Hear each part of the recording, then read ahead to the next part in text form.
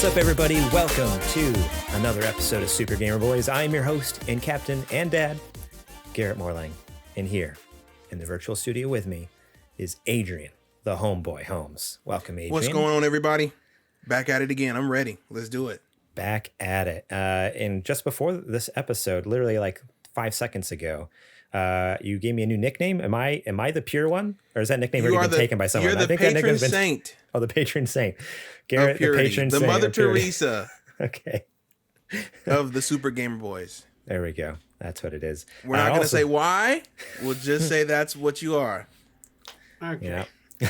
Now I got nothing. I was really, before you introduced me, that's where I was going. I was going to state the obvious of why we called him Mother Teresa, but then you're like, we're not going to say why. So now I feel like I'm hamstrung. I feel like you're stopping my freedom of speech. Juicy JJ doesn't listen to anybody. He doesn't play by anybody's rules. So, that's true. Juicy JJ is true. Gosh, Triple J, baby. Yes. In the house. Also joining us in the virtual studio is the one, the only, Juicy JJ Purdom. That's right. And I wasn't going to talk about the masturbation thing that you were talking about right before we ended up putting the play on the podcast. Yeah, no, definitely not. That would not be appropriate for our audiences.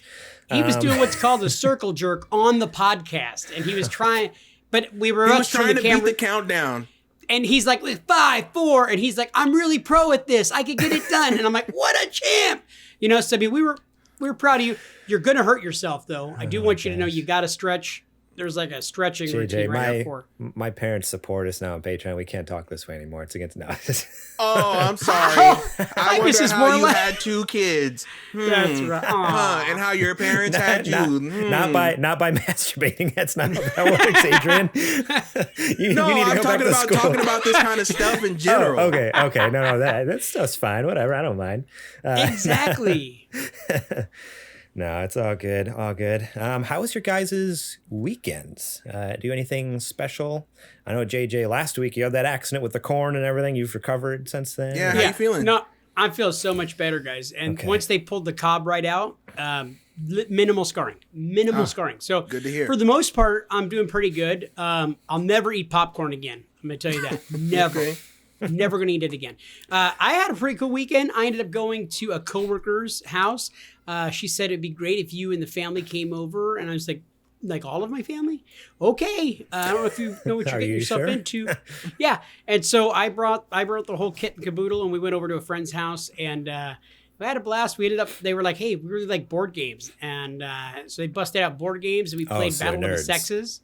Yeah, they're super nerds, and I love them to death because we had a blast, man. And you know what? It made my kids love board games all of a sudden, where they're like wanting to do it before they never did. You'd ever see like, hey, let's play Monopoly together. And they're like, board games are a thing? Yeah, apparently. So it was pretty cool that we ended up, going to play in some stuff and ate some pizza and some other garbage, and that was phenomenal. And then afterwards, we sang around the piano really badly out of key. It was awesome, Okay. And at one point, my friend's, who's a female, her husband, legitimately, everybody was laughing so loud for some reason, not sure why, and he legitimately sat with his elbows on the table and plugged both of his ears for like a minute. It was the most uncomfortable I've ever seen a grown man act. Yikes. Completely serious. I'm like, I think he's got autism or something. I'm not really sure, because he put his fingers in his ears and sat there and was like shaking back and forth, and I'm like, is everybody being that loud? People were laughing? Oh, that's strange. Interesting. Yeah, okay. Yeah, he's not very funny. So yeah, it wasn't him making everybody laugh. Well, you know what? Now that you guys are playing board games, JJ, that's one step away. It sounds like it almost might be D&D time for you. No, okay, look, I'm going to stop you right there. Just saying. You had the gateway drug. I did order that, but I got denied access to the nerd card from Garrett, so he wouldn't allow me. Not true. Cool nerd. Not true. So. In fact, if you want me to, I'll send you my copy. I'll send you my copy of the Player's Handbook. Garrett, right here. Huh? Please don't. I'll send you my copy of the Player's Handbook. Got it right here. The fact that you had it right that on there. demand. Just I got all the good stuff on demand. Just you pulled it out of your Skyrim inventory. Just Here it is. Yep. out of my mailbag. just like your mailbag, Adrian. Your did you call it like your man pocket? What do you? My Merce. Oh, your Merce. Yes, Okay. of course. Okay. Oh, jeez. Yeah. No, it's I'm glad you're doing better, JJ. I'm glad you're back. Glad you had fun with your new friends there. What about you, Adrian? You have anything exciting happen this weekend or? Nothing outside of I went on Pocket's podcast. Mr. Super Pocket 64 himself. Big Time Pocket finally had me on there, and it was me and a gang of other people, and we just kind of sat around and crucified Pocket about how he doesn't like Chrono Trigger. Oof. Which is I believe if you look in the back pages somewhere in the Bible, that's a sin. So it's gotta be. It's somewhere in there. There's a lot of pages in the Bible. It's in the Bible. It's in the Quran. It's in the Book of Mormon. All of them. It's in all of them. It's right there. Thou shalt not hate Chrono Trigger. It's in all of them. 100%. So he's got some work to do. If we were prepared, we'd probably have like his YouTube or something. But no, I'm on his. So let's see. I'm on his Twitch page. It's twitch.tv/P0CK3T. There you go. That's his Twitch. Yeah. So and the VOD is over there. I don't know if he has a YouTube channel or not, but yeah, his VOD is over there. Go watch it, and you can see Adrian just setting them straight, preaching the good word. The good word of Chrono Trigger. Sorry, I forgot already. I have no opinion on it because you're get mad at me, but I've not played it. You haven't played it. What else is new? Garrett hasn't played a game. I play lots of games, but not the good ones apparently. Just all the bad ones. Cool. Well, I think it's time to get on with the show here. I'm excited for some of this news. You guys might get to hear crazy conspiracy theory Garrett later on the show. Today, we're talking about how EA is bringing a beloved series back from the dead space. WB Montreal giving us the Superman game JJ has been asking for. And Insomniac working on a multiplayer game. But first, let's give a quick shout out to our Super Gamer sponsors. We got Bill Bird, we got Julie Bates, Brent Fox, and Daniel James. Thank you guys so much for all of your love and support. And all of you who are, there's names in the show description. So if you're watching on YouTube or on podcast services, there's actually more names than what we read off there. They support us at the $5 level. And then, there's all you $1 people who are awesome too. So if you want to be like them, support us over at patreon.com/supergamerboys. You can be one of those cool people and get bonus episodes just like our Super Gamer Book Club, like the one coming out this Friday. That's right. The first Friday of every month. So that would be this Friday, July 2nd. It's going to be the host, Adrian Holmes, and guest host, me, and the one and only Steph Babies. That's right. Steph from twitch.tv/StephBabies. She actually just finished the game today. I was watching her stream it. I watched her finish it. And I was like, yeah, you did it. You made it. And then she's also the second half of Normcore Gaming, which is twitch.tv/Normcore_gaming. Is that right? Is there an underscore in there? Yeah. Okay. Yeah. So go check them out. They're awesome people. She's going to be joining Adrian and I talking about Undertale. That's the game. We'll let you roll right now. We're going to be winging it. That's fine, because this is a game that I feel like that's what they did with this game too. And that's not a bad thing. This is an amazing game that was like, wow, this is crazy. It's a game that's so well planned, it feels like they winged it. Yes, that's it. So come by. Remember, support us at Patreon. You can get that bonus episode. You can only get it through there. But we'll talk more about our Patreon later. Now it's time to check the mailbag. All right. This is my favorite part of the show, when Adrian just leaves. No, I'm just kidding. Yeah. I noticed you say that when he's off camera. Okay. All right. Give me a second. It's a heavy bag this week. Heavier than usual. Yeah, this looks like a good one. Here, Garrett. Okay. Thank you. Okay. All right. Whew. This first letter comes from Kojima01. He writes in, what shows y'all watching at the moment? I've been enjoying Sweet Tooth recently. I had to Google Sweet Tooth because I do not have the Netflix because it got too expensive for my blood. Fair point. It looks interesting. Have you guys watched Sweet Tooth? That's my question to you guys first. I have heard of it. I watched the trailer, have not watched the show, but it does look good. Okay.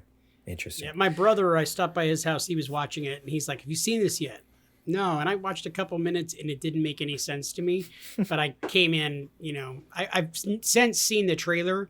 Doesn't really look like my thing, to be perfectly honest. It's supposed to be like post-apocalyptic or something, right?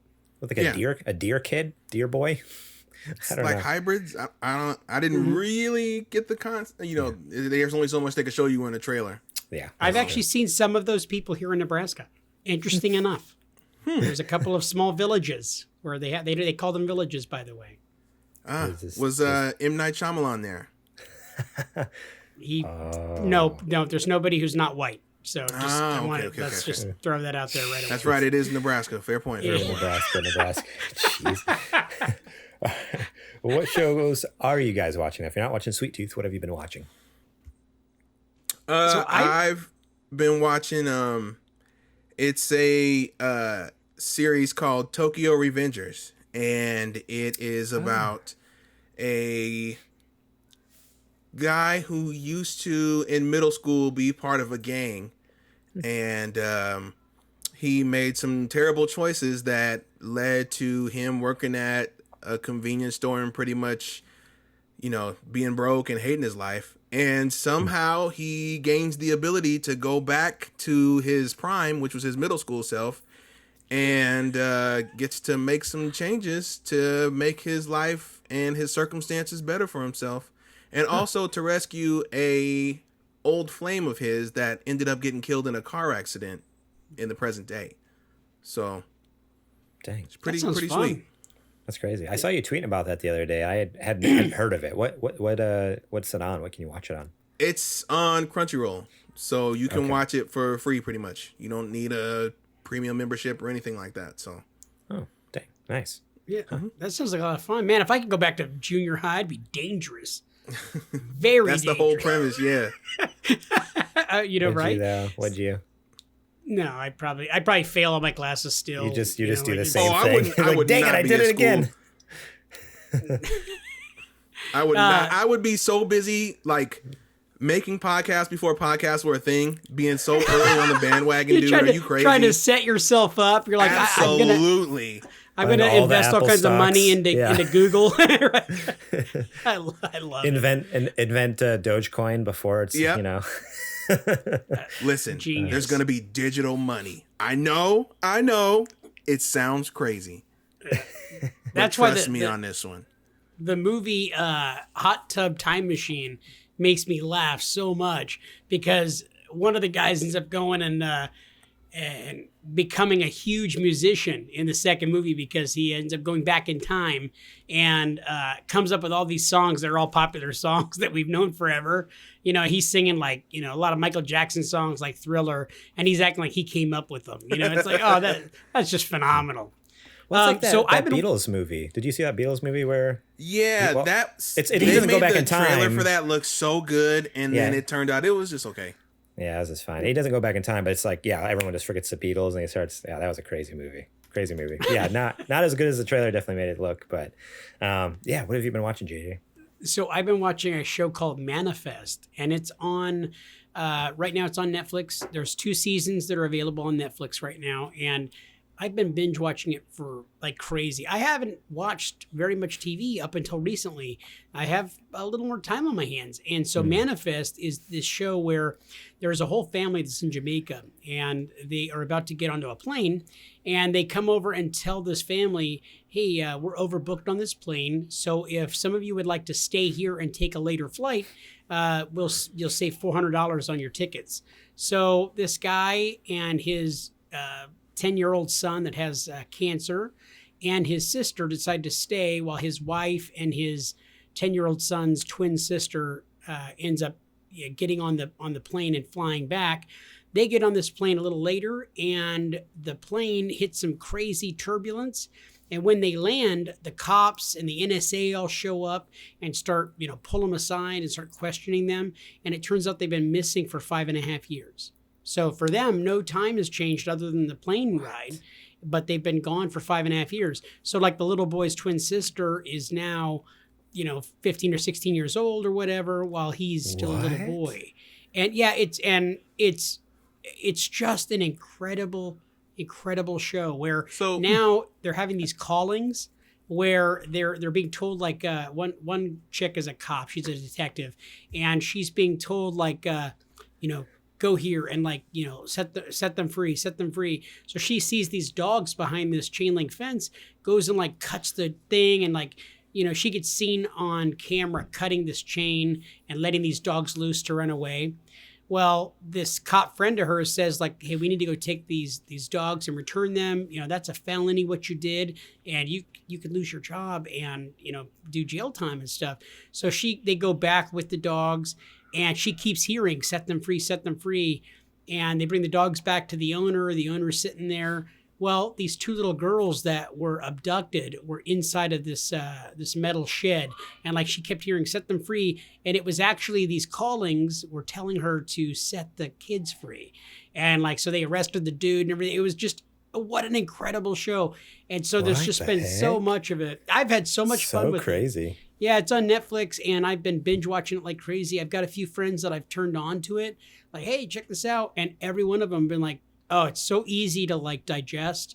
It's, super simple premise, and it's just a lot of fun. So JJ, what you're saying is, it sounds like this plane went through a door. It went through some type of a door. And it sounded like wormhole. This door was the entryway to the Twilight Zone. Oh my God, that's why I love it, because I love the Twilight Zone. That's exactly what it sounds like. Instead of one episode, it's a whole It's a season's series worth of a Twilight Zone episode. Exactly. That's awesome. As long as it doesn't end up like Lost. That's the first thing I thought of. As soon as you said planes, I was like, oh, it's like Lost. Oh, no. And not that there's anything wrong with Lost. At its time, Lost was fantastic. I didn't understand what the heck was going on, but it was fun at the time. This show is super easy, and it's like you're getting a story every episode. Like a great, story gets set up and then, wrapped up usually by the end. So interesting. It's been a lot of fun. That's awesome. Pretty much the only show I've been watching is Loki on Disney. Oh, and, that's right. I forgot about Loki. I have been really enjoying it. And there's a lot of people who even kind of like have been hating on this third episode. That third episode just came out last week. It's just because, with any show, there's going to be a filler episode. So this is one of those kind of like, hey, it's but it wasn't bad filler.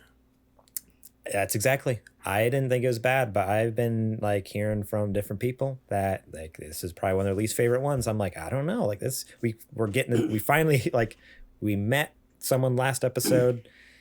Getting to know them this episode, like I don't know, there's some really interesting stuff without spoiling it for people.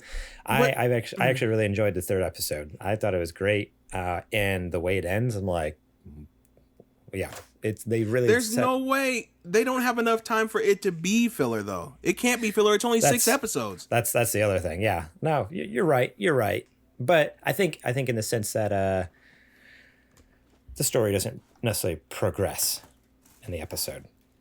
If you think about it. In overarching plot, no. Right. In character interaction and character growth, immensely. Yeah, no, 100%. That's why I loved it, because it was like, holy cow, like, yeah, getting to know these characters more and getting to know Loki more. And like, because Loki is such a character that throughout the movies, he's the bad guy, and that's kind of it. And he's Thor's brother. Like, you get little bits and pieces of his story and like kind of his background, and you get a little bit of it. But this show is like diving into like his past, his present, his future. Because I mean, that's the whole thing. It's about kind of time travel, moving around and stuff. You kind of picked it up from the trailers. And I don't know, it's been really interesting just like getting to know this complicated character of Loki. He's not just the simple, I'm the bad guy, or I'm Thor's brother, I'm the trickster. Like there's so much depth. A lot of trauma packed up in there. exactly. And like, and they're actually addressing it. Like in the first episode, like, yeah, his talk with oh shoot, what's his name there? Owen Wilson. Owen Wilson, yeah. And like, yeah, like they just like dig deep. Like he's asking hard questions, and Loki's like, Yeah. like, I don't know. It's an interesting show. I'm really enjoying it. So if you're not watching Loki, go watch Loki. Well, go watch WandaVision first, and go watch Loki, because WandaVision was killer too. But yeah. Let me see here. Let's so this one kind of piggybacks. I'm going to piggyback this off of Kojima's question. It's actually another question from Sir Prince-A-Lot. He actually says, Sweet Tooth is awesome, responding to Kojima and on Discord, which is supergamerboys.com/Discord. Join us over there. What's a show you'd like to be made or would love to watch? So if you have all these franchises out there that are video games, movies, whatever, TV shows, maybe there's already a TV show, what would you like to be made, remade, or what's a show that you haven't watched yet that's out that you really are looking forward to? I think that's the gist of his question, is like, what's something you'd like to be made, or what's a show you've just been missing out on and can't find the time to get to and you want to?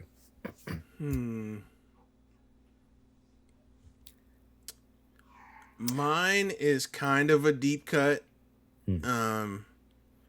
There was a comic series a few years ago now, that Tyson Hesse, the guy who did the redesign, headed up the redesign on the Sonic the Hedgehog movie, and he directed and animated the intro for Sonic Mania, right?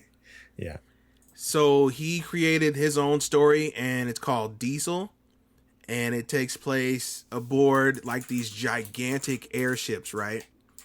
And there's like different colonies that live on the airships, and they, like, he created this entire world, and the main character is a 17-year-old girl named Diesel, and it's about her and her robot companion, and she wants to see more of the world, and the angsty, not angsty, but like rambunctious teenager wants to get out there, wants to make a name for themselves. Her dad is like the captain of the entire fleet and things like that, and it's complicated between them. And there's an overarching like enemy race that comes in that's trying to, take them down because their dad has history with them, and it's really awesome. And I really think it would have done well as an animated series. But he never, unfortunately, got the funding or got the audience for it. So we only got the little run that we got. So. Dang. Huh. That's interesting. Yeah, let me see. For me, I think it's the only show I can think of that I'm looking forward to is the Cuphead show, honestly. Baby. Not good at that game, and so like as much as I want to keep getting more and more of that story there, like you got to be good to beat those levels, and it's one of those games I go back to every once in a while. I'm like, I'm gonna try it and see if I can get through the level, and sometimes I do. I'll just like first try, I'm like, oh wow, I just need to give it a break. And then other times I try it and I just fail. I'm like, okay, well, screw that. But I'm excited for the show because I know I can get that awesome art style, those characters, that world, and Wayne not have Brady. to. Yeah, exactly, and not have to like beat my head against a brick wall, while doing it. So yeah, I'm really excited for that show. Now, do they have an official release date for that yet, or no? It's just no. They're being real coy about it, but I have to imagine with how much time has been since they announced it, they have to have something coming soon. I would say maybe, what is it, June now? We'd have to have a date by the end of this year, at the most. Yeah, now that they showed a little teaser there and announced some, actors in it, it's like, okay, let's do the thing. I mean, the fact that the show is coming out before the game is a little eyebrow raising, but we'll let it slide because I'm pretty sure it's going to be good. Yeah. What about you, JJ? Anything that you've been missing out on that you just want to watch, or something you wish was a show? Yeah, so something I wish was a show was when I was younger, there was a movie that came out called Alien Nation, and they made a TV show, and I don't remember how many seasons it was, 2 or 3 seasons. a phenomenal TV show based on a phenomenal film that I would love to see remade. So Alien Nation was basically a little bit in the not too distant future when this giant alien ship shows up, and it's actually a slave ship. All these aliens were kept slaves by these other aliens, and so they land on Earth and then like assimilate into the United States culture, where they're all of a sudden like, you know, here in the US, and they're having to live amongst us, and some people are racist towards them. Some people, you know, oh, those aliens shouldn't be here and everything else. And this cop who is just like that, who doesn't want them to be here, doesn't feel like they should be here, ends up being partnered with an alien detective. They're much smarter. They're able to learn much quicker. So at young ages, they're very, very intelligent. And this is a very good detective, this alien, and he's working with a human detective, and it just is phenomenal, some of the stuff that they come across.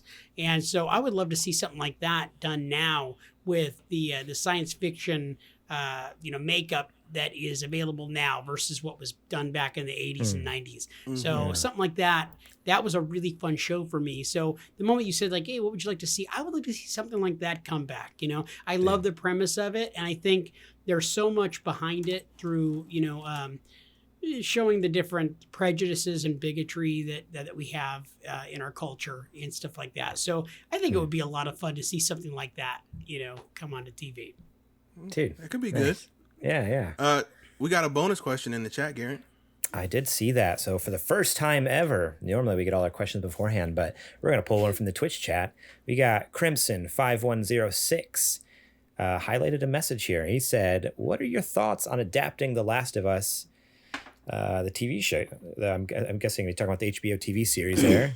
He said, I'm interested in that. So what do you think? Gonna burst your bubble here, Crimson. Yay or nay? Yeah. I'm a nay on it, man. I think it works better in game form. I mean, don't get me wrong. I don't want any creative endeavor to fail, ever. That would be stupid for the sake of the arts themselves, to want artists to fail or to want art projects to fail. I think it will end up being good just because of the caliber of talent they have. Neil Druckmann on staff. They got Pedro Pascal. I don't remember who they have for Ellie. I can't remember off the top of my head, but they have some top tier talent. So I'm sure as a show, it's definitely going to be well done.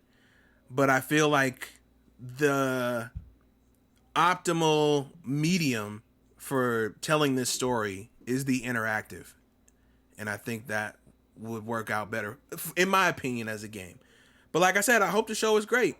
But I'm always going to have that affinity for the game over the show. So, and me personally, I love 1 and 2. Those are my two favorite games in that order, 1 and then 2.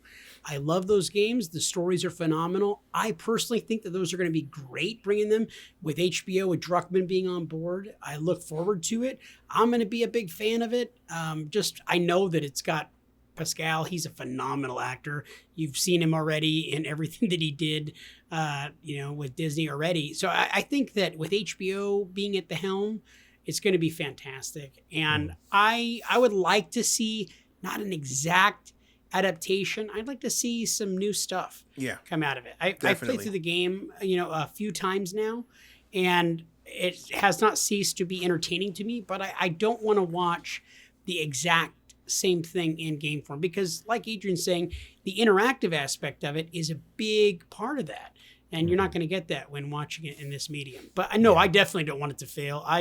I'm looking forward to it. Fingers crossed. I hope that it's going to be phenomenal. Yeah. And I don't know, have they gotten a release date on that yet? No, I don't even think they've started. I think they're still in like pre-production at this point. It's a ways off. They probably barely have a story, that that they want to go with. So, for me, I'm curious, I guess. I was not super excited when they announced it, because kind of similar to Adrian, I'm just like, I love the game. I think the game's perfect. The game's good. Let's just leave it at a game, right? But again, like, I am also like, oh, well, this could be it has potential to be good, and I'm excited about that. So as much as I didn't think we needed it, now that it's happening, I am excited to see what comes of it, what it ends up being like. And again, yeah, with all the talent attached to it, it feels like it's got, it's too big to fail. But we'll see. We'll see. I'm much more excited about it than Uncharted by a huge stretch. Yeah, Uncharted looks movie terrible. With Tom Holland Uncharted and looks Mark terrible. Wahlberg. It's just like, it's such, I don't know. Yeah. I haven't seen any of the commercials for Uncharted. I'm a big fan of those games. Well, I don't think they have a full trailer out. There's just been like little like screenshots and like 5-second clips and teasers put out and stuff like that, like little like flashes of things. And it just from the look of those stills that they're putting out, it just doesn't have the same feeling that Uncharted has. And again, it's just a picture, but right. I'm not so sure about it. Like Tom Holland, he's just so young. Mark Wahlberg, very young compared to Sully. He's playing Sully in it. Looks nothing, acts nothing like Sully. I don't know what casting director got that idea to have Mark Wahlberg. Hey, Nate, you gotta go over there. Give me a cigar. Come on, my boy, we gotta go treasure hunting. Got any cigars over there? We gotta get some. My name's Marky Wahlberg. My name's Sully. My name's Sully. My name's Sully. Why? Wow. We'll see. No, Say hi to your mother for me. Say hi to your mother for me. Say it for me. Oh wait, I forgot. Yeah. You don't have a mother. You're an orphan. Yeah.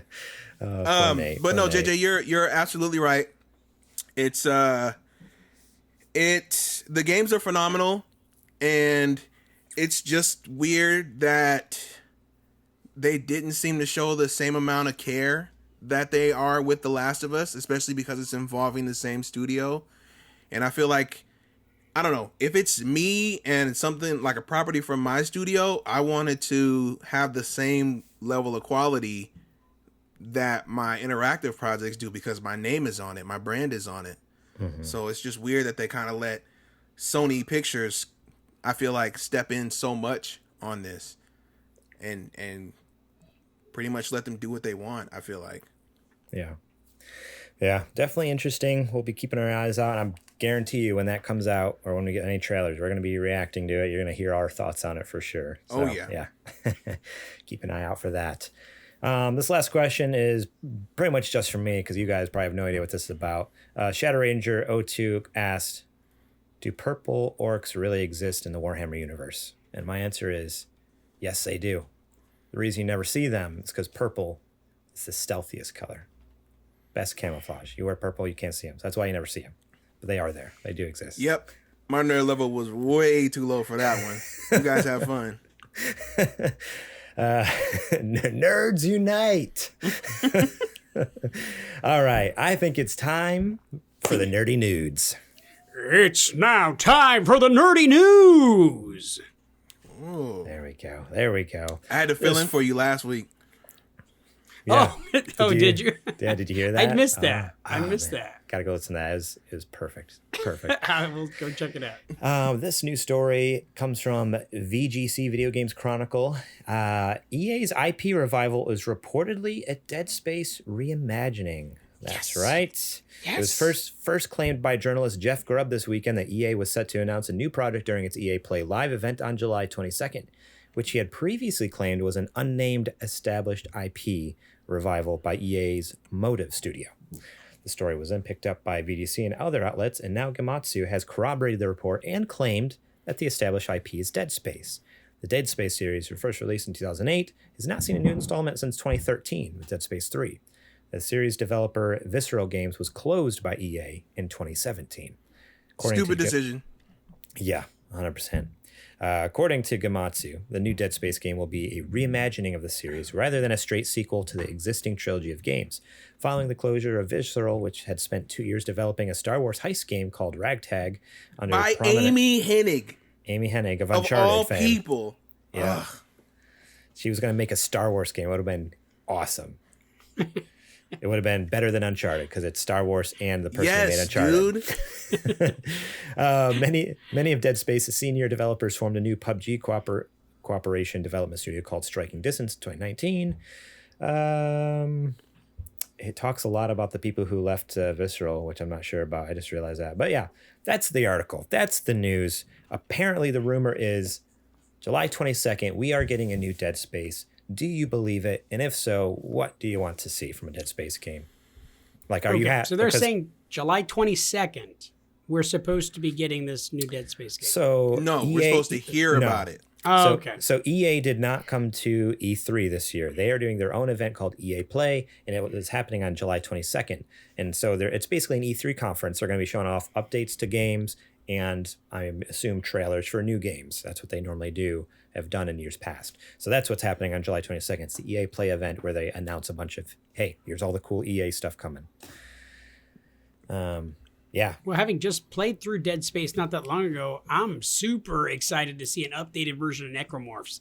Because I'm going to be perfectly honest, I tried to play some of that game in the dark, and I couldn't do it. Big mistake. Big mistake. There was a couple of nights that I told Garrett that like I felt like I was going to have a heart attack. And it's an old game. But we had to play, and it's like, okay, I gotta bust out like a few hours of gaming today, and like I'd get on there, and I'm like, man, I feel like I'm gonna have a heart attack. I'm holding my breath too much, and it's just too dark, and the lights are like flickering, and these things are just coming at me and stuff like that. I mean, dude, I seriously was having a hard time keeping the bowels closed up. You know, as you get older, it's hard sometimes just to keep the back door complete. Well, you know. Well, sometimes you got to shove some toilet paper up in there just to, or corn. You know what I mean? And you turn it. Well, yeah, now or corn cobs. Now they are readily available here. I can't find them just on the street and whatnot. They call that game Cornhole. Oh, I have played that game, and that's actually why I wasn't on the show last week for that because we were playing that same game. Corn Space. Corn Space. That's good. Oh yeah.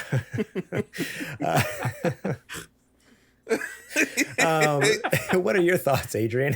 Are you excited for Dead Space? I know, like, yeah, you're a fan of the series already. You've played them all. Do you think it's a good idea? And do you think it's a good idea that this would be in a reimagining and not just like a straight sequel? I definitely think reimagining it is the best way to go, especially because you probably won't have any of the original team working on this because, like we said, no Visceral.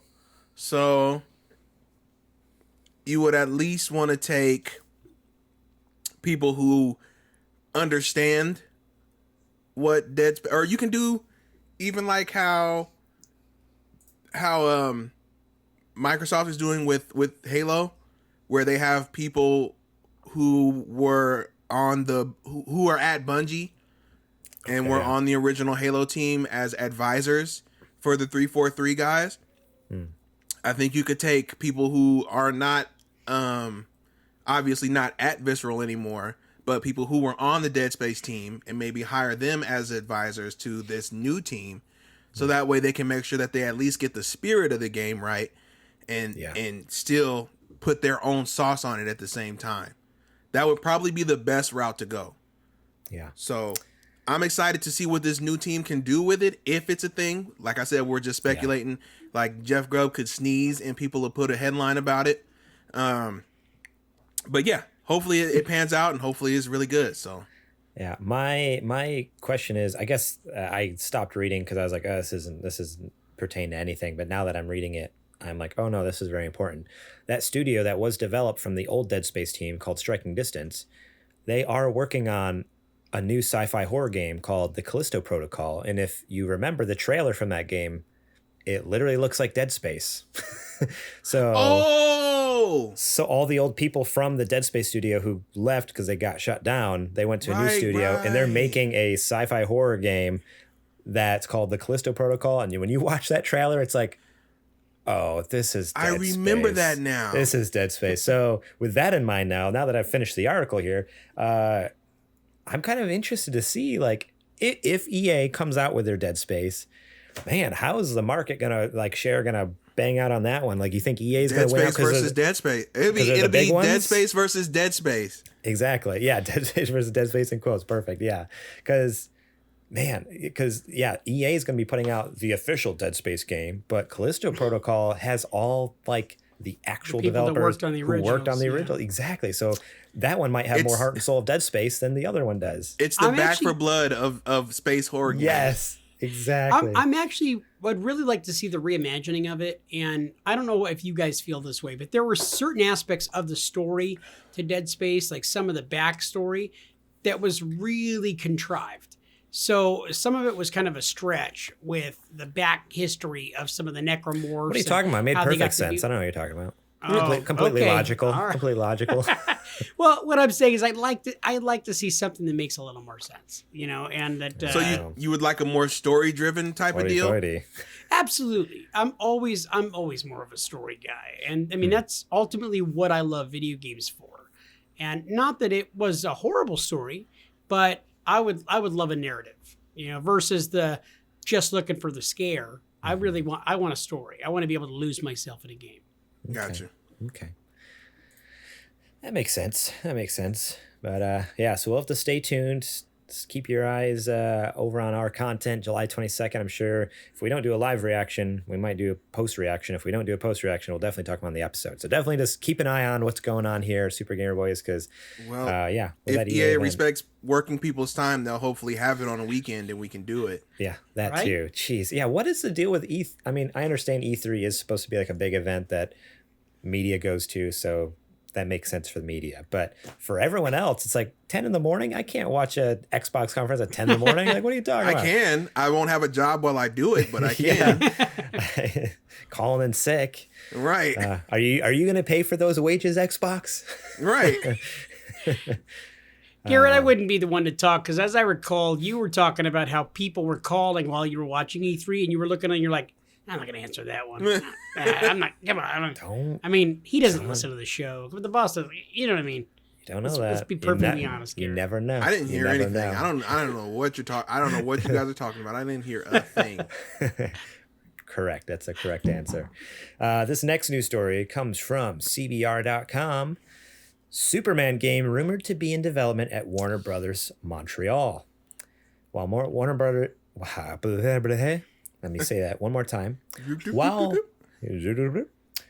Warner Brothers Montreal's next game may be Gotham Knights, which that's interesting. We have not heard about that game in a long time. A peep about that game. I'm scared. Yeah, they showed off a lot last year and made it seem like, or was that earlier this year? That's the thing. It's been long enough to where I can't remember if it was earlier this year or last year. I think it was late last year. It was last year, yeah. Okay. But yeah, they showed off a lot, making it seem like it was coming soon, and then it's been whisper silent. Nothing. Anyways, their next game is Gotham Knights, but rumors abound that the studio is also developing a Superman game.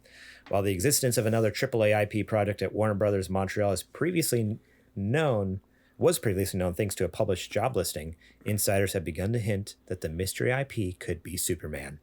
This information comes by way of James Sigfield, notable for leaking both the upcoming Gotham Knights game and Rocksteady's Suicide Squad Kill the Justice League. Another game we haven't heard much about, and I'm fine with because it didn't look good. Sigfield tweeted several images of Superman in response to the news of Warner Brothers Montreal next game, causing speculation amongst fans. In response to an article suggesting that the studio's next game won't be a DC Comics-related IP, Sigfield tweeted, 1. Warner Bros. Montreal only makes DC games. And 2, Superman, if they were to make it, would be a new IP in the same way that Gotham Knights is a new IP. Rumors were fueled further when fans noticed that several of Sigfield's tweets discussing a potential Superman game were liked by Patrick Redding, Warner Bros. Montreal's creative director. While the existence of a Superman game has yet to be confirmed, fans remain hopeful that they'll eventually be able to step into the red boots of Kal-El and take to the skies. So, JJ, does that tickle your fancy? My fancy just got super tickled, and here's why. Because I'm an 80s boy who grew up loving the Superman movies with Christopher Reeves. And I recall there might be more, but there's 3 games that have Superman IP that have been absolutely trash. The Atari 2600 had a Superman game that, as a boy, I remember loving. It is unplayable garbage, trash game. Nintendo, the Nintendo Entertainment System had a Superman game that's like a jumping platformer. It is garbage, complete trash. And then probably the worst video game of all time, the granddaddy of them all, E.T. maybe is Superman on the Nintendo 64. That game was absolute crap. You're flying around and flying through rings.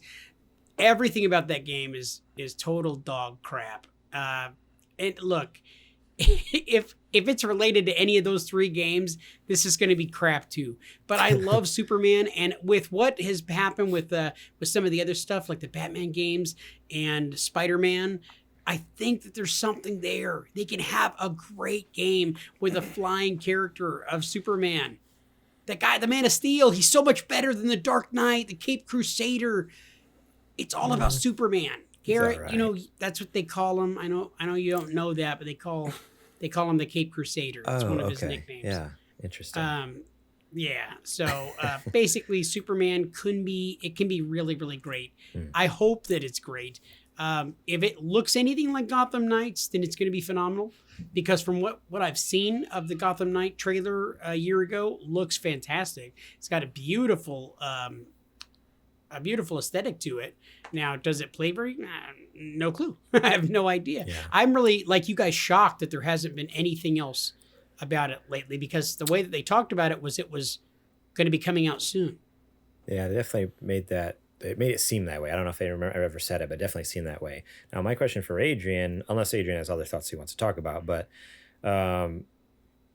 Adrian, as far as gameplay, do you think they could ever make a Superman game work gameplay-wise? Like, because in my mind, it just seems like the mechanics and like what everything he can do, all of his powers, and because that's the thing with Superman, he has so many different abilities and powers and flying anywhere.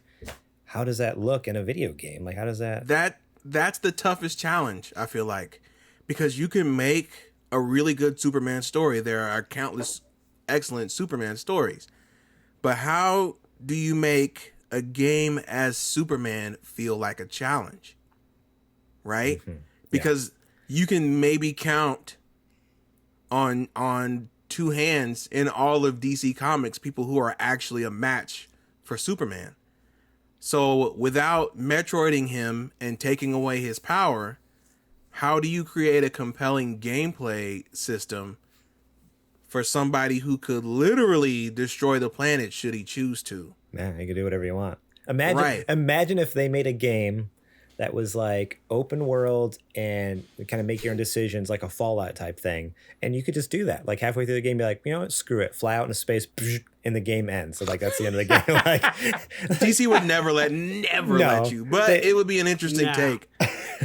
They'd never let you do it. But it's one of those things where, like, he can't kill anybody. He can't kill anybody, guys. Yeah. Oh, wow. Well, I know really? He did in Man of Steel, right? Okay, yeah, yeah. And I could be in the minority. I love that movie. I love Man of Steel, and I know not everybody does. Mm-hmm.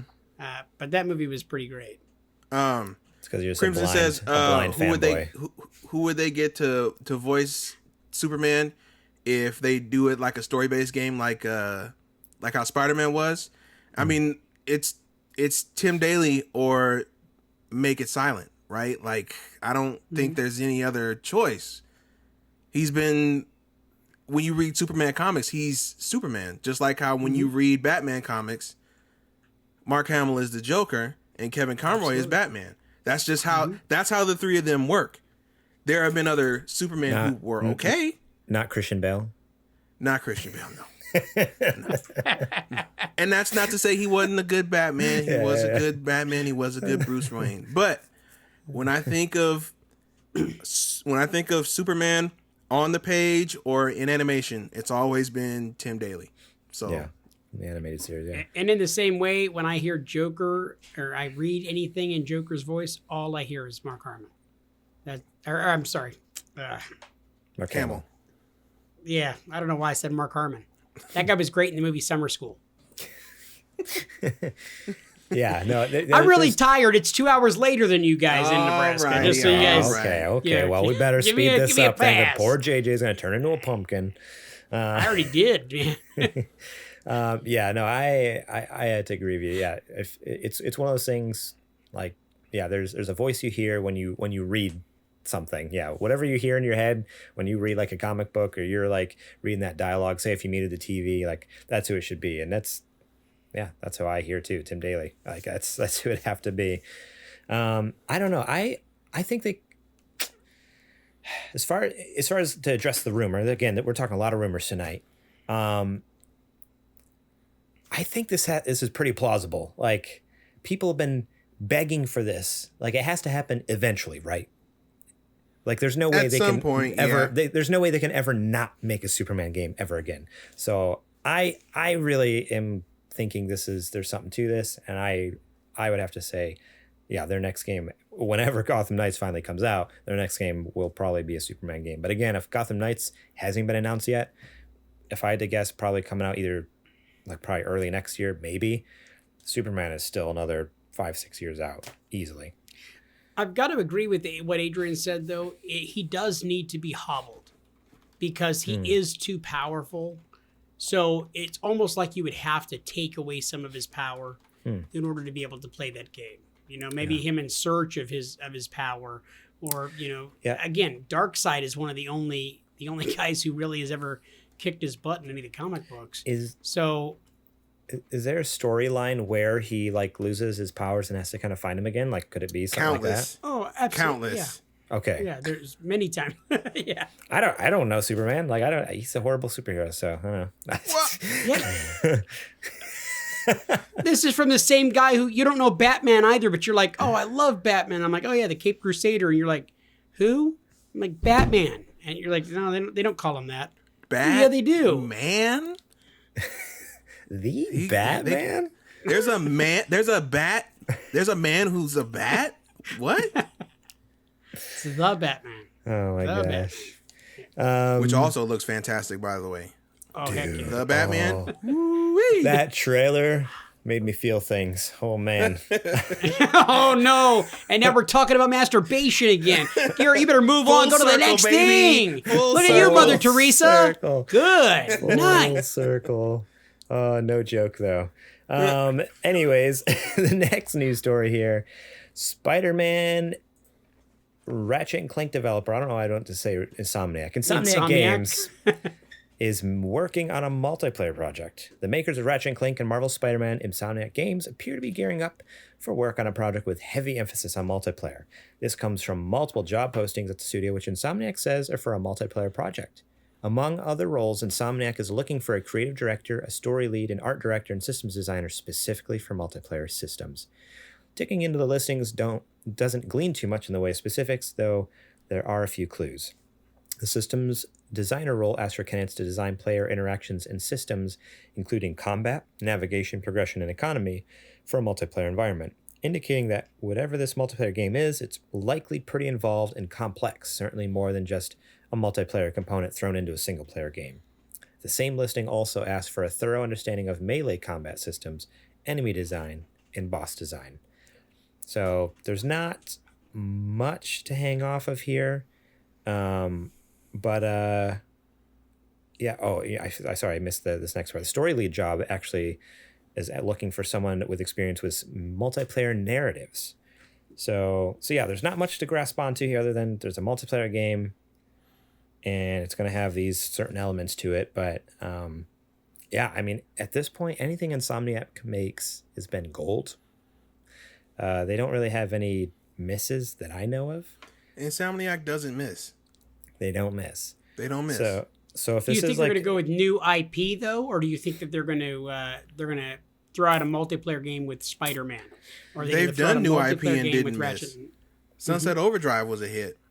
Yeah, I think it could easily be a new IP, and the type of game I think it is based off of these things that they're asking for, very much could easily be like a well, it's definitely something with traversal. Yeah, it says melee. They're like says the gods multiplayer. of traversal. Yeah. What if it's Just want to make sure it's not a Fortnite Battle Royale style game. What if it's going That's to all be like? and I know that they probably won't. What if it's going to be like an Avengers or Destiny style, where it's like it has a single player, like you can play it alone, but like there's other people in the world still around. You can team up with people. Like So I guess Avengers, more like, but good. Avengers, but good, because they mentioned melee combat system. So what if it's Avengers but good, and then not a Marvel property, or maybe I'd it be is. down for that. But you never know. They've done Spider-Man. Maybe Marvel would trust him with another property. Or Fantastic Four. Fantastic Four multiplayer game. That's right, 4 players. Dude. And now with the reset, it's only a matter of time before Fantastic Four gets some new movies. They already teased at it when they did that big teaser a few months ago, showing all like the next Phase 4 movies. They put the Fantastic Four logo. Oh, I didn't hear that. Yeah. Yeah. So that means it's a ways off. Whenever they show a logo or something, it's a ways off.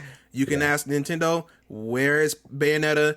You can ask Nintendo Prime again, 4. where is Metroid Prime?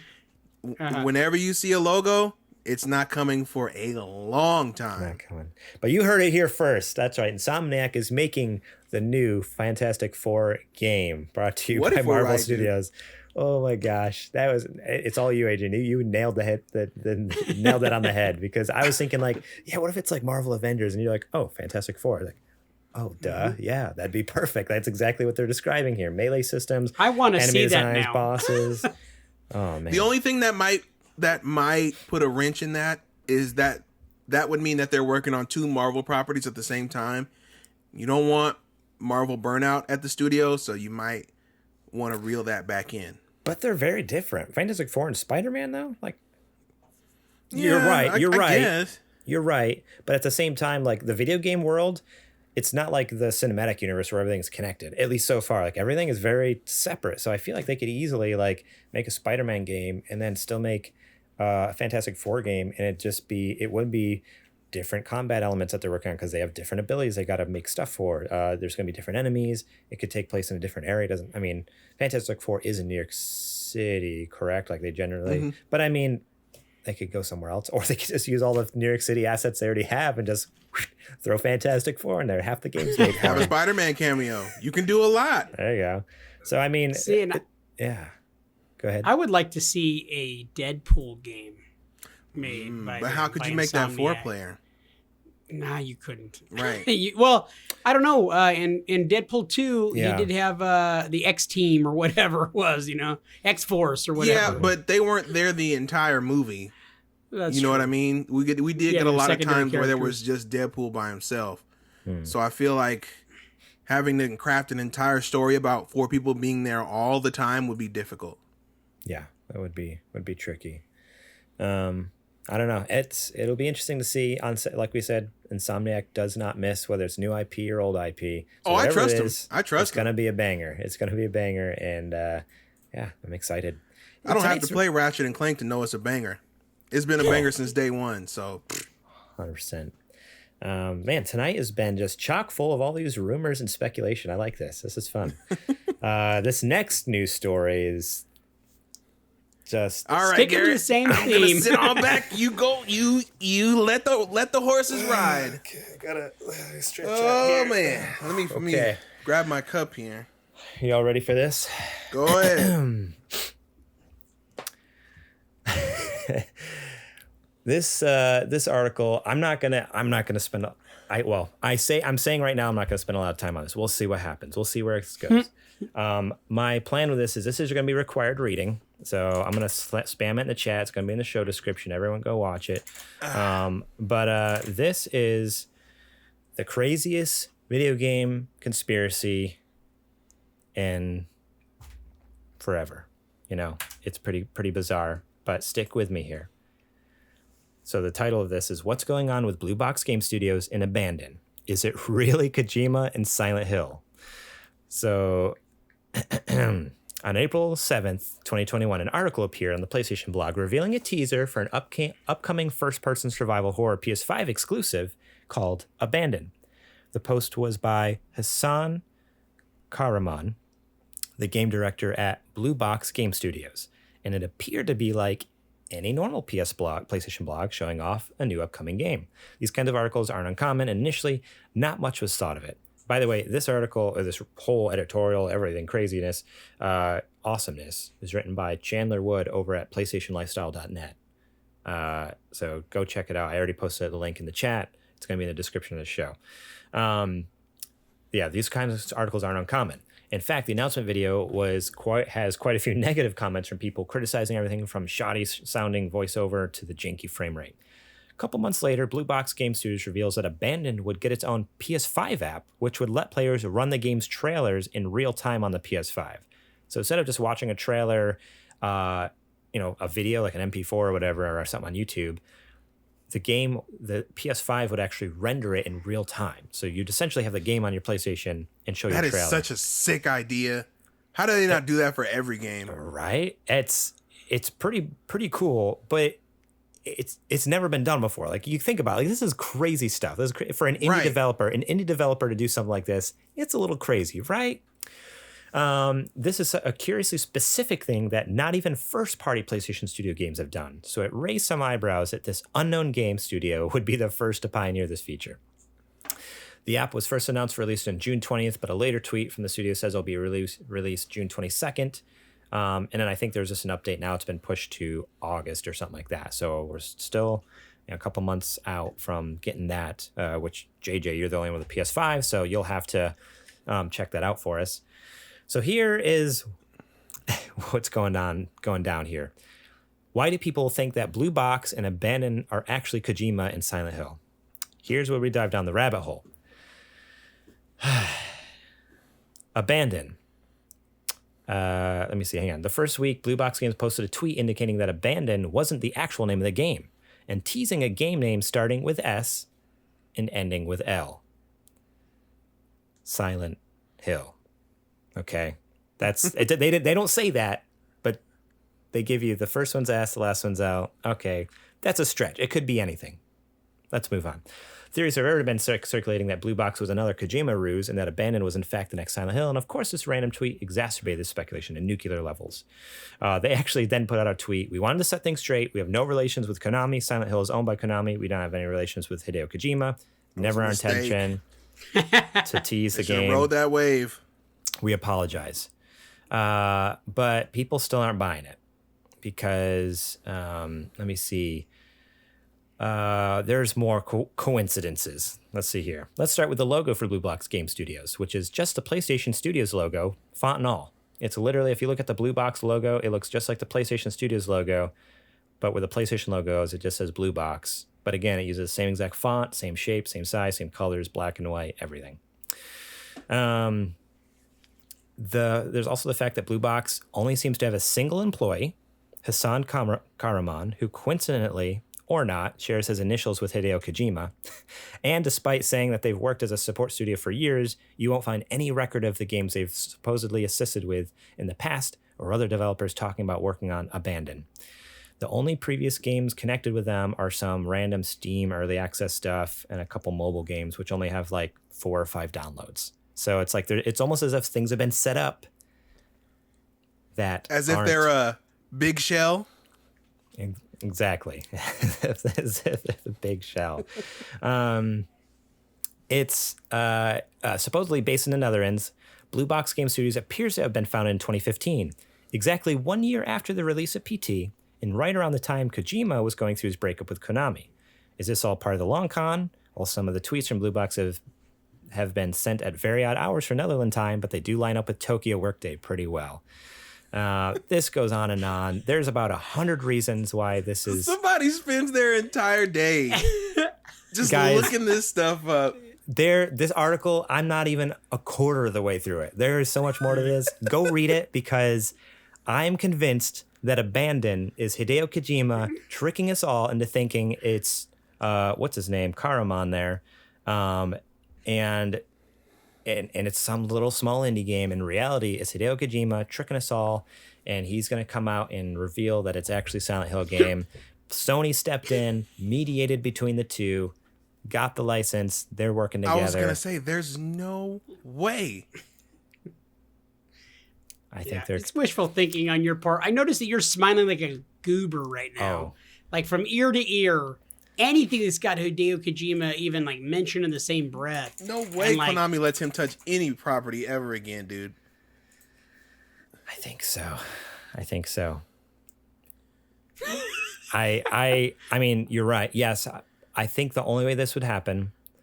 So I've noticed I follow Konami on a lot of their social media, and I get their emails for different random updates and stuff. They've been putting out a lot of Silent Hill merch lately. They just put out a limited edition skateboard with some different artwork on the bottom. They have like a lot of limited edition. I assumed it was an anniversary of some of the games, but the game came out January 31st, 1999. So I don't know what they're celebrating. There's been a big push for Silent Hill merch and Silent Hill just updates right now.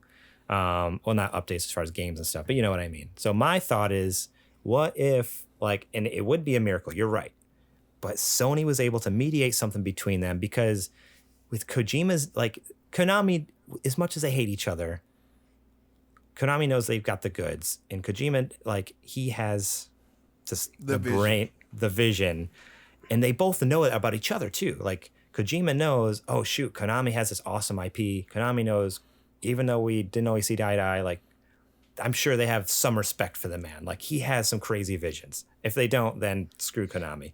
But, you know, I don't know. I could totally see it if, like, Sony, I could totally see Sony mediating something between them. Again, it sounds crazy, it sounds bizarre, but if you read this article, there's way too many coincidences for it to not be the case. That's all I'm saying. Yeah, like the initials of the people lining up. Yeah, that's definitely the most compelling one. That's the most compelling one for sure. No, it goes on. You're right. It's not. Okay, something else. Kojima Productions has a satellite studio in Amsterdam, the same city that apparently Blue Box exists in. Okay, what's the chance of that? Why would Kojima need? You know, I 100% think so. I think maybe they are telling the truth. Okay, there is a studio in Netherlands, and it's 100% just the Kojima Productions Amsterdam branch working on this game in the background while he was doing Death Stranding. I'm gonna leave it at that because I could go on for longer. Just read it. This is required. This is required reading. It's for all you required guys. reading. Yeah. So go check it out. Theories. Okay, I can relax now. I'm going to sit back in my chair. And so if you want to discuss that more with me, read the article and then join us over at supergamerboys.com/Discord and tell me either how I'm incredibly right or incredibly wrong. And then if you want to talk to him personally, you can call him at his home phone number, 209-58... What? I'm bleeping that out. I'm bleeping that out. Just kidding. Yeah, that's it. That's all I got. It's time for Adrian's Super Indie Boys. Let's move on to something that actually matters and it actually is real. That's something that has some kind of basis in reality. Yeah, let's do that. Oh my gosh. All right. So we're going to go ahead and dive into Adrian's Super Indie Boys segment here. Stay tuned for that. It's amazing. We're going to go into our ad and then everyone's favorite part, what you've been playing. So let's slide on over. Super Gamer fam, what's good? Super Indie Boys, back at it again. Let's go.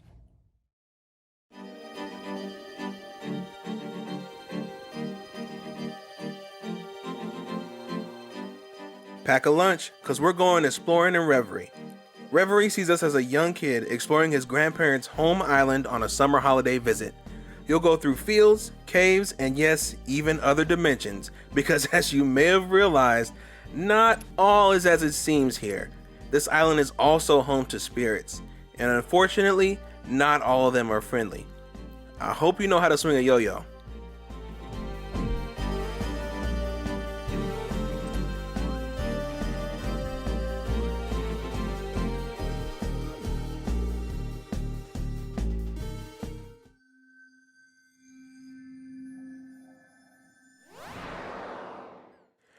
The citizens of Earth need your help, and you could use a little bit of cash. That's pretty much all you need to know in Part-Time UFO. You're a small alien ship named Jobski with a retractable claw that you can use to help folks out of all kinds of different jams. It's an adorable title that's full of heart, makes you use your brain a little bit, and has a great soundtrack. just like that. Grab them, put them back on the truck. And with that, done. Jobski got a reward from the old man. Now it's time for a new career with that trusty.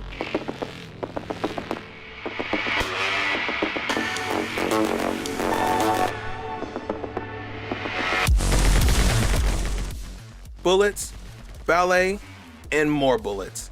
My friend Pedro is a breakneck 2.5D shooter that has you taking out goons and solving puzzles with extreme force and a touch of grace that you'd only see at a ballet theater. Jump, flip, kick off walls, and even ricochet bullets to take your opponents out with style. And try not to let your best friend Banana get in your head too much.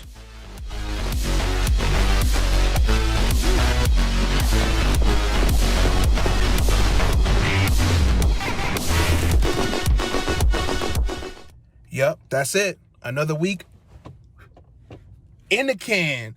I'll see y'all next week. Peace.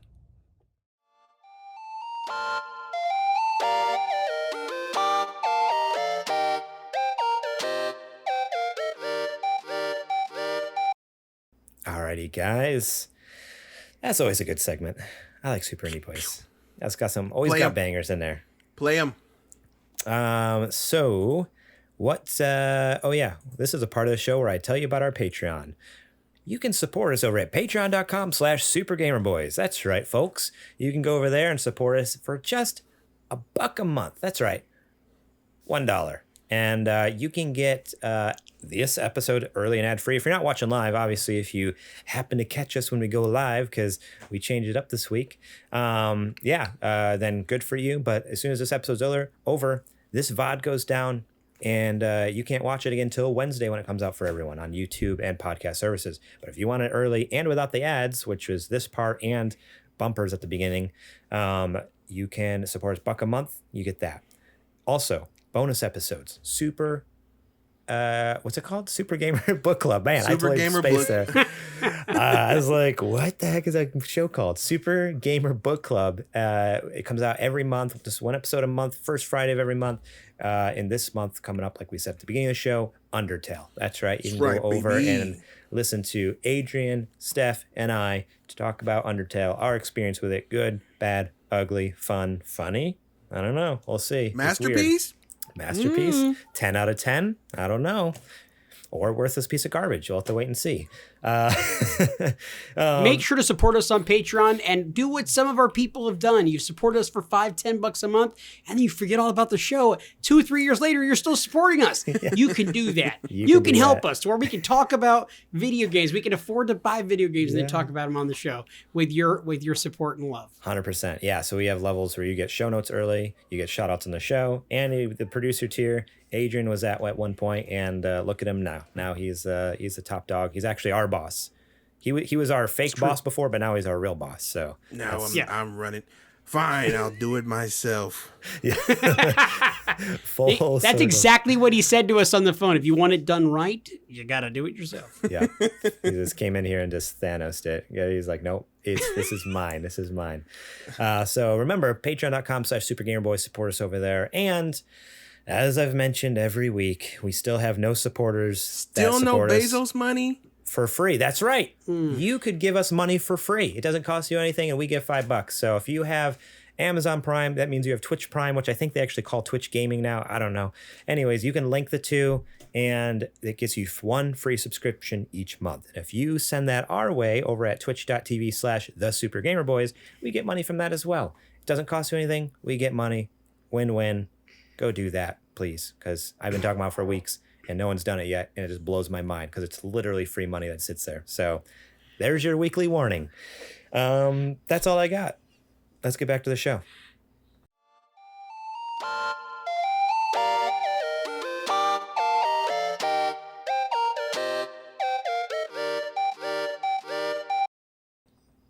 I am so incredibly proud of myself right now. I just learned how to use the mute button because I had a raucous fart that I was chambering for a really good long time. I'm going to be completely honest, Garrett. and Adrian both. Garrett, you later, when you start to edit this, you're probably going to hear all of my audio, like every bit of it. No, if you mute it, and I'm it's sure not that there, it will. So. Man, that's too bad. Because I feel like you would have been like, that's the fart that he was talking about.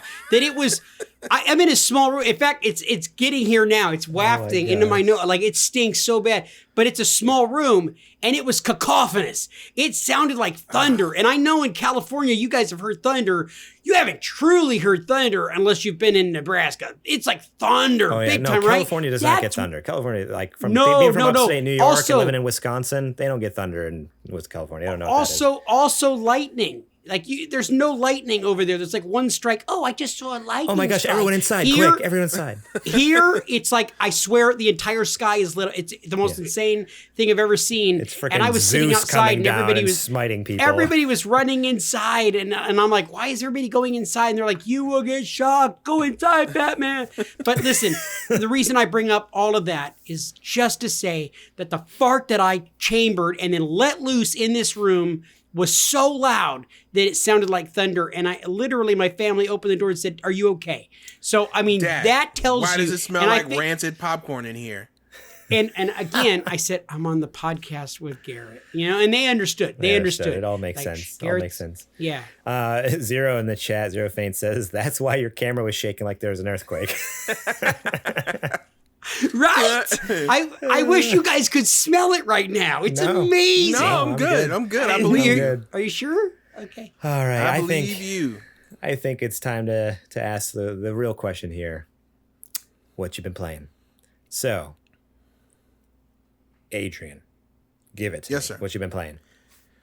What have I been playing? I have been playing, thanks to E3 2021 and the announcement of Metroid 5, I have gone back to re-prep myself, and I've been playing a little bit of Metroid 4, a.k.a. Metroid Fusion. There you go. And let me tell you, that game right there, you want to talk about some quality? Look no further. Metroid Fusion is phenomenal. It's just as good as it's ever been. The mechanics are airtight. The gameplay is phenomenal. The music is great. What little there is. I can go on and on.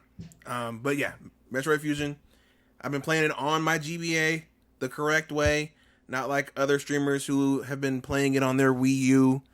We don't do that out here. The Wii U. We don't do that out here. It looks all stretched out and pixelated on Wii U. We don't do that out here.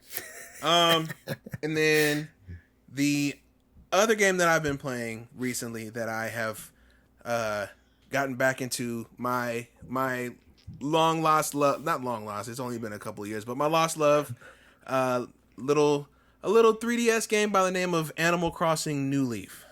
I've been hankering for some Animal Crossing, and if you follow me on Twitter, you know pretty well that New Horizons, after all this time, I've tried to give it the fairest of shakes, the most collegeiest of tries. And it is just not scratching that AC itch for me, man. I really, really, really wish it was, but they are going in a different direction with Animal Crossing that I can't get behind. I can't rock with it. It's not where I would have taken the series, but I understand there's a bigger market these days. There's a bigger demographic these days. You got to do what the market demands. I get it. But New Leaf, I feel, is the last great Animal Crossing game. In my opinion, it's the complete package of content, of character interaction and relationship building. It has a vast array of things to do, and it just feels like way more like a fleshed out world than New Horizons does right now. And granted, New Horizons has maybe been out for a year and some change now, but something like that. The fact that it had less coming out than a game that has been out for close to 8 years now is a little disturbing. So yeah, that's what I've been into. So if by some astronomical chance, anybody out there is playing Animal Crossing on 3DS, let me know. I'll send you my friend code. We can trade fruit. You can come over and we will, I don't know, go to the island and hang out. Nice. Yeah, I am sad that I missed out on the 3DS. And I know like I could like it's not like it's long gone. Like I could find a 3DS and go back and play those games, but I just wish I would have experienced all of those as they were coming out. I wish I was on that train and had it was not a time, just man. dragged my feet. It was an era. Yeah, because now I feel like I just have so much to catch up on. It's like, oh, like how? But that's a good thing, dude. Do you know how many phenomenal 3DS games there are? I could sit down and write you a list of like maybe 40 to 50 games that you like. You gotta play these. Okay, one day I'm gonna do. I'm gonna pull the trigger. Okay, let me know. Adrian, what have you been playing? Oh, sorry, JJ. The other Adrian. And which one of us is really wiped out? You got all excited from that Hideo Kojima stuff. I am earlier, coming right? down off a so high he's right still, now. He's spent like right euphoric. now. You are spent. I'm euphoric. He needs 10 minutes to get like, warmed up right, again. Not, So, okay. Like not here at That all. My makes mind is is transference right now, you know? Transferring. Okay. What was his thing there? Transferring. Transferring, sorry. Go ahead. So JJ. I got a chance so to dumb. I got a chance to play a couple of different games this week. So one of the free games on the PS5's PS Plus deal was Star Wars Squadrons.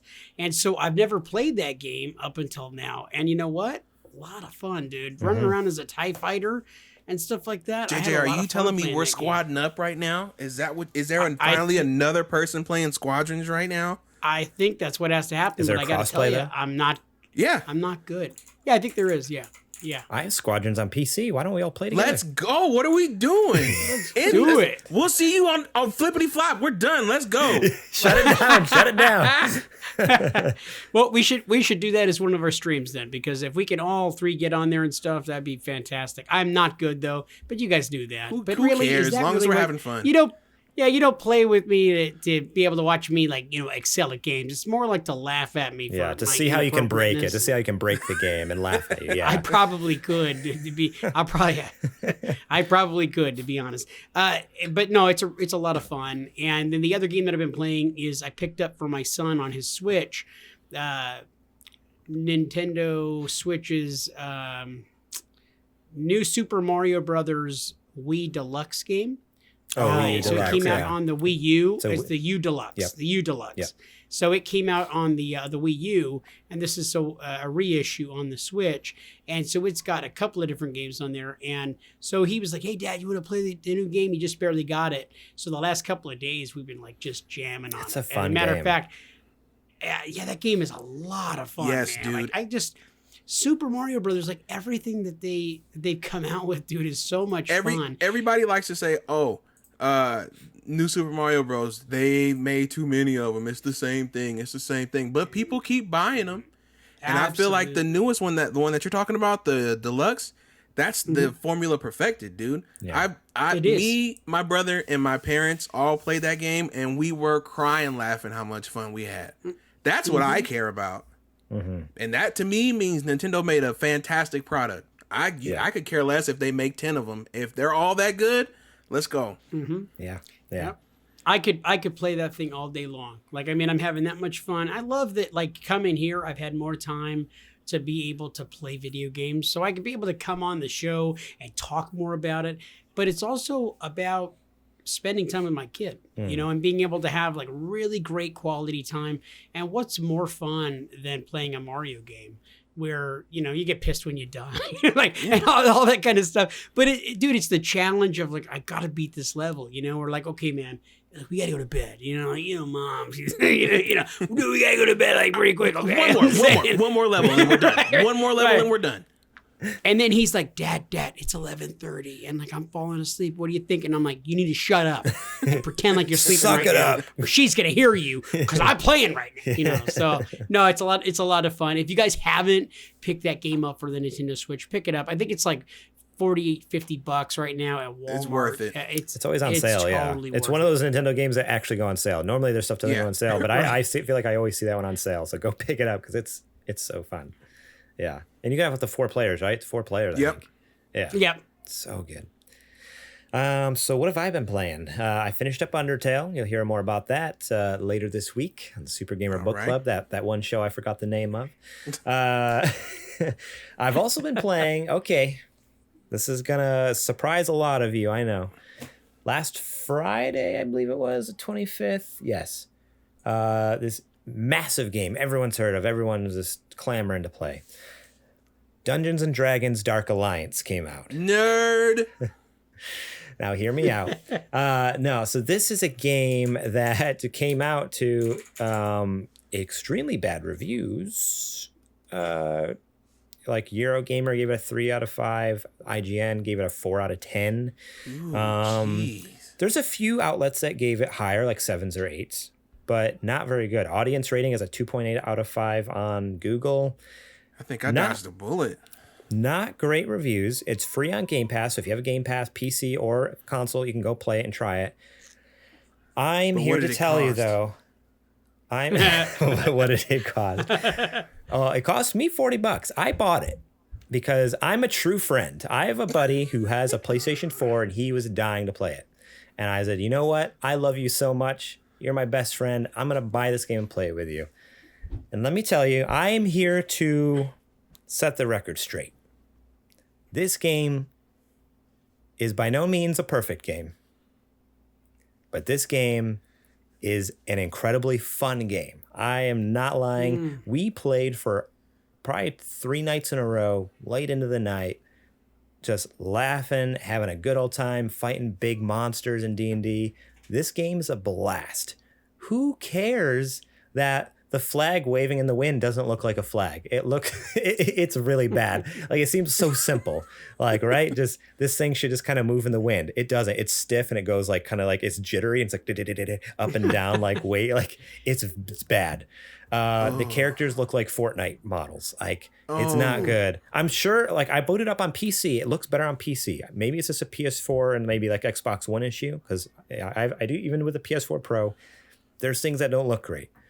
But let me tell you, the actual gameplay itself, and the enemies, the abilities you have, the upgrade tree, it's D&D. So of course you're gonna have like full customizability over your character. So in a lot of games, it's just your upgrade tree. In D&D, it's illegal for them to not call it a character sheet. So that's what they call it. You go to your character sheet, you know, it has the strength and constitution and charisma and all this stuff, and you can upgrade it and makes you better in these different areas. And dude, we're having so much stinking fun. So I highly recommend this game if you have friends to play it with. I played it solo the first little bit, and I was like, okay, this is fine, but I play it for a couple hours and probably never touch it again. But having a friend to play it with, so me and my buddy are the only two that I know who have it on PlayStation, but we've just been playing with 2 other randos because you can have up to 4 people in a group, and we're still having a blast. So like, me and my buddy are the only people talking back and forth. But yeah, 100%. Like, if you have Game Pass, find like 2 or 3 other buddies and play it with. It's so much fun. If you're on PlayStation or PC, find some friends first and think about it. Don't just, because it's not a game for everyone. I understand that, and I'm happy with the $40 I spent, but I can see where a lot of people would be upset even at $40 that they spent that. So take it with a grain of salt. I'm really loving it, really enjoying it. Check out Dungeons and Dragons Dark Alliance. It's fun for what it is. The views expressed by Garrett Morlang do not necessarily reflect those of the Super Gamer Boys as a whole. There you go. There's your and that's why this past month, Adrian, when both of us said, like, hey, Garrett, can we get some of the Patreon funds to buy video games? And he's like, I don't know what happened, guys. We don't have any money left this month. I don't know what's going nothing on here. Spend it all on D&D. Makes complete sense now. Bought 4 copies of D&D. Did I do that? Yeah, so that's one of the games I've been playing. The other game I've been playing is a game that I'm gonna freaking spank Adrian at. That's right. I don't even know the name of it. Don't embarrass yourself in public right now. What's it called? Mario Golf. I don't remember the full name of the game. I'm gonna spank you in this game. What's the name of it again? Mario Golf Mario Golf Super Rush. Okay. My first time ever playing Mario Golf. I rest my case. He doesn't even know what it's called. Nope. I even know what it's called, Garrett. Come on. And I know nothing. Mario Golf Super Rush. And let me tell you, I am freaking Tiger Woods. I am top. Okay, so the opening tournament, they're like, oh, to pass this tournament, you can get, plus, what is that, like +8 and still qualify and make it on. I came out of there. I was 5 under, baby. I smashed that qualifying tournament. I could destroy you, Adrian. And this is me throwing down the gauntlet right here, right now. Don't do it. On Don't stream. do it. No, why are you here? Look, no, wait. I'll catch it. Look. Here. Take it. It didn't hit the ground. I'm giving you a chance to take it back. Take it back, dude. He is dangerous. You don't know what you're doing, Garrett. I'm not. I'm begging you. I can't. I'm doing. It's already left my hand, Adrian. Fair. So be it. We will play, and I will defeat you, and we definitely need to do it on stream. So be it. You want to get embarrassed in front of everybody? Now. You be my guest. Okay. I mean, you say what you want. But Game Avengers in the chat even says, "Look at that, Garrett's gonna win." He says it right there. I see it. Oh yeah. No, I don't think that's what that chat says, right? To express my views on the game so far, I'm really enjoying it. I know some other people have been kind of like, it's fine, it's whatever. Again, maybe I just need to follow new people on Twitter because I feel like you guys every week are like, wait, who are these people you hang out with? But I've been really enjoying it. I'm loving it. I'm having a blast. The story mode is wonky, funny, goofy. It's and it's this new mode called Speed Golf, which is literally like you hit the ball and you're just sprinting across the map to get to your ball before the other people do, and then you hit the ball. Special powers, and you're using special abilities to sprint and run, and it's not golf at all, but it's so much fun. And then they do have your actual regular golf mode in there, which is a blast. And then I guess there's a battle mode. I still have not tried the battle mode. I really want to try that. But yeah, it's a fun game. I'm having a blast, and I'm going to defeat Adrian on stream. The core of the game, is fantastic. It's just the stuff that they tried to tack on definitely feels like it was tacked on. But the main nugget is there. Okay. For sure. I'm curious because you've actually played previous Mario Golf games. What are your thoughts there? Like, what are some of those things that you feel like are just kind of tacked down? They shouldn't have done that, like that. So the adventure mode is not new. They did that back on the Game Boy Color one, where they had like an RPG adventure mode, but it was definitely more fleshed out back then than it is today. I feel like if you're gonna do an homage to something like that, you should have at least made it comparable to what you did back in the day. I mean, you should always be seeking to improve on what has been done before. Okay. So the fact that you weren't even able to meet the same quality as that was concerning. I mean, and everybody is talking about it's pretty anemic. It definitely is anemic right now compared to some of the prior entries. I cannot see them letting this game go and not adding more courses and characters. That's a given. I feel like it's almost part of the. I know you're gonna say Mario Party. I see it leaving your mouth. Wait a minute. I was thinking. Wait a minute. We just got fed a week and a half ago with some great Mario Party content. It took a while. It only took 2.5 years. It only took 2.5 years. But we basically got the Mario Party trilogy remastered, and they never have to make a Mario Party for me again if this hits. Yeah. But I think they've learned their lesson from that initial Mario Party, and they're like, yo, if this stuff starts selling, we need to capitalize on this. Yeah. So, I mean, it's too much of a no-brainer at this point, especially after seeing I know they got tired of being online and being like, and seeing people say, where's the new Mario Party boards? Where's the new Mario Party boards? Why can't we play online? Why can't we play online? That was their entire feed the entire time. So I feel like they definitely want to avoid that. And the best way to do it is to make content. Yeah, so, just pump some content out there. Otherwise, you're just gonna have a lot of that, a lot of nagging. Yep. And no one wants that. So, But yeah, the core gameplay is as solid as pretty much any other entry. So kudos to that. Yeah, I'm loving it. It's such a fun, relaxing game. Just sit back, hit some golf balls, as one does. And I'm a professional golfer, in real life. Yes, of course. I know what I'm talking about when I say golf. I'll ask your wife how you guys did it at the mini golf. See who won. The putt. Yeah. Anyways, let's move on that's here. what I thought. No, that's it for the show, guys. Thank you all so much for listening this week. We appreciate all of you guys who are watching live here on Twitch for hanging out with us and caught us at the right time. We thank all of you who listen on podcast services, on YouTube, watch the video. Remember to please give that thumbs up on the video, subscribe to our channel, review us on iTunes. Every little bit helps. We're trying to make it big one day. We want to send Adrian, JJ, and I to E3. And to do that, we gotta be big boys. We gotta be big one day. We'll get there. We're doing it. Just keep working hard. So thank you for listening. Remember, if you want to support us, you can go over to patreon.com/supergamerboys. If you want to be as cool as my parents, you can support us over there. Just $1 a month. You get episodes early and ad-free, and as well as our bonus exclusive Patreon episodes, just like the one coming out this Friday, where we talk about Undertale with the one and only Steph Babies from Normcore Gaming. You have a little shop, merch store that we like to sell our wares at, sgbstore.com. You can get our t-shirts, you can get our mugs, you can get our stickers. We got lots of fun things over there, so yeah, go check that out. And remember, you can find us during the week at supergamerboys.com, at supergamerboys over on Twitter and Instagram, facebook.com/supergamerboys. I'm on Twitter and Instagram at gmorlang. Adrian's over at Twitter and Instagram at homeboy, HOLMBOI. And JJ is over on Twitter and Instagram at JJPerdum. That's it. That's all I got. That's it.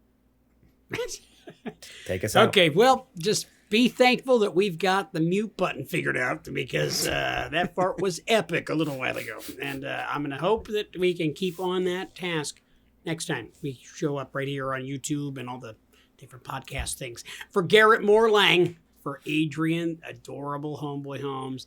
Garrett, I forgot to give you a nickname. That's fine. How about Gregarious?